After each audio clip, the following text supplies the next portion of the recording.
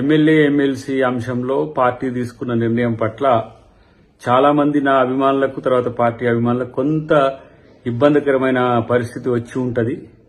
But party కొరకు మనం సహనంతో ఉందాం. పార్టీ నన్ను ఇంకా మరింత మంచి పొజిషన్ కొరకు ఆలోచిస్తుండొచ్చు.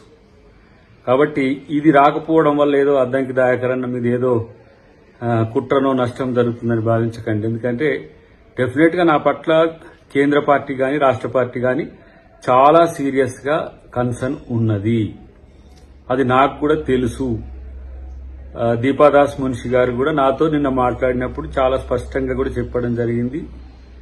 కాబట్టి పార్టీ యొక్క విధేయునిగా పార్టీ నిర్ణయాలను గౌరవించాల్సిన బాధ్యత నాపై ఉన్నది. ప్రతిసారి అద్దంకి దాయకరన్నకే నష్టం జరుగుతుందని భావించే మిత్రులు ఎవరైనా సరే మంచి జరగబోతుంది కాబట్టి అందరూ కూడా సంతోషంగా ఉండండి.